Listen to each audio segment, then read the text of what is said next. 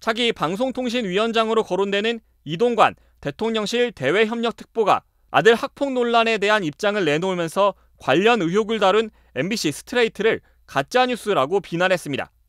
지난 2019년 12월 2일 MBC는 탐사기획 스트레이트, 검찰 눈에만 안 보이는 하나고 의혹편에서 이동관 특보 아들의 학폭 관련 의혹을 보도했습니다.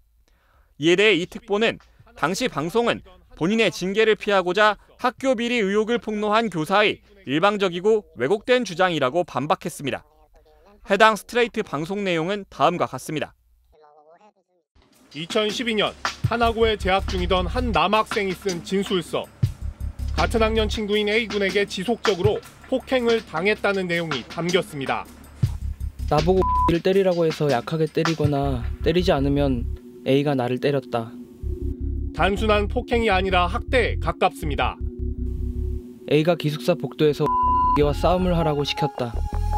나는 X와 싸우지 않았는데 A가 그럼 둘 다 맞아야겠네 라고 하면서 이유 없이 때렸다. 또 다른 피해 학생이 남긴 기록은 더 구체적입니다.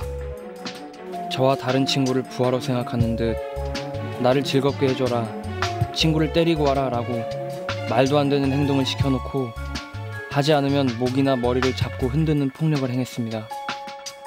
피해자 가운데 한 명이 A군을 피해 다니자 가혹한 폭행이 이어졌다고 합니다.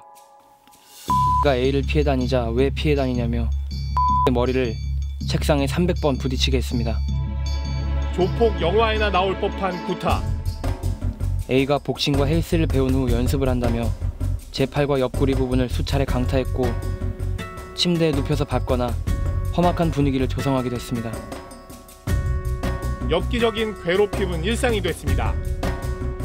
손톱을 제 침대에서 깎고 침대 곳곳에 뿌려놓거나 시험 기간에 깨워주지 않았다며 A가 자기 잘 때까지 잠을 재우지 않았습니다. 일주일에 두세 차례 A군의 폭행은 1년 넘게 이어졌습니다. 피해 학생은 용기를 내 선생님에게 도움을 청했지만 달라지는 건 없었습니다. 작년 X가 너무 많이 구타당하고 힘들어해서 제가 선생님께 말씀드렸는데 큰 처벌 없이 넘어갔습니다. 학교와 선생님이 지켜주지 않을 거란 사실에 피해 학생은 쉽게 입을 열지 못했습니다. 저희의 진술만으로 강력한 처벌이 내려질지 의문을 품고 있습니다. 익명이 보장된다 하더라도 결국 알 수밖에 없을 것이라 생각되며 저희는 불안을 느끼고 있습니다. 결국 A군은 어떠한 처벌도 받지 않은 채 전학을 갔고 사건은 그렇게 덮였습니다. A군의 아버지는 MB정부 핵심 인물로 19대 국회의원 출마를 준비했던 유력 정치인이었습니다. 막 크게 논란됐던 건 아니고요. 그냥 조용히 무마됐죠. 군 아버지가 당시에 청와대에 계신다는 뭐 이런 소문이 있었나요? 거의 아마 알 사람들은 다 알았을 거예요. 당시 몇몇 선생님들이 가해 학생을 엄정하게 처벌해야 한다고 주장했지만 소용이 없었다고 합니다. 교장 선생님이 이 문제 해결해달라고 그러면 내가 나이도 많고 아다시피 내가 뭐 약도 먹고 나 힘들다 이런 거는 교감하고 얘기하라고 계속 거부하신 거예요. 폭행 사건은 피해 학생들이 졸업한 뒤에야 세상에 드러났습니다. 2015년 하나고를 대상으로 한 서울시 특별감사. 당연히 학폭위를 열어야 되는 사안이 열리지 않았고 그것은 그 진술서도 있었는데 피해 학생들의 그런데 그렇게 학폭위를 열지 않았던 것은 고위공직자 자녀라고 하는 어떤 이런 것들이 그런 의사결정 과정에 있지 않았나. 서울시 교육청도 부랴부랴 때늦은 감사에 돌입했습니다. 감사 결과를 보면 2012년 1학기 당시 담임은 학교 자치위원회 위원장인 정모 교감에게 관련 사건을 이렇게 보고했습니다. 피해 학생과 가해 학생 간 관계가 회복 중이며 학생들도 외부에 위 학교 폭력 사실이 알려지기를 원치 않는다. 서로 화해를 했다는 이유로 사건은 담임선에서 종결 처리됐습니다. 그러나 학교 설명대로 가해자가 피해 학생들과 화해를 했다고 해도 지속적이고 강도 높은 폭력에 대해선 학교폭력위원회를 여는 게 공식 절차입니다. 한두 번도 아니고 뭐 1년간 유사사안이 계속해서 반복됐고 다른 선생님이 보았을 때도 학폭의 괴롭힘으로라고 충분히 본다라고 한다고 하면 일단은 열어야 되는 게 맞아요. 지금은 하나고 교장이 된 당시 담임 선생님을 찾아가 봤습니다. 그 당시에는 또 이제 지금하고 또 뭐 시스템이 좀 달라질 겁니다.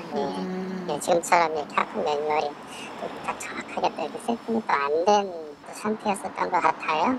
피해자들이 꼭 그랬던 것은 아니다라고 그냥 뭐 장난삼아 또 그러기도 했었고 저기 뭐 1년 동안 뭐 힘든 부분들도 좀 있긴 있었던 것 같아요. 제가 보기에는 하지만 그게 서로 이렇게 오해도 좀 있었고. 당시 청와대 고위 관계자였던 가해자 A군의 아버지는 당시 하나고 이사장에게 전화를 한 사실을 인정했습니다.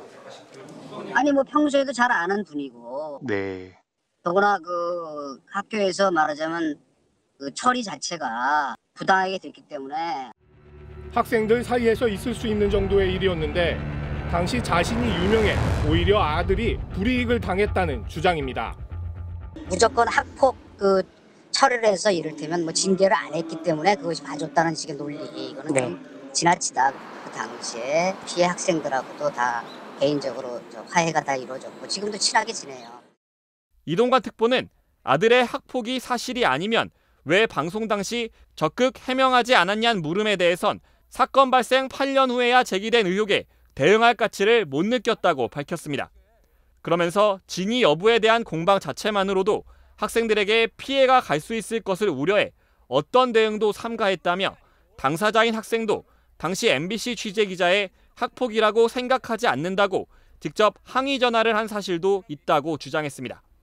또한 이 특보는 실체가 불분명한 이른바 진술서를 어떤 동의 과정도 없이 공영방송에서 보도한 무책임한 행태를 개탄하며 방송의 자정 능력 제고가 시급한 것을 절감하는 계기가 됐다고 밝혀 해당 보도에 대한 불만을 드러냈습니다.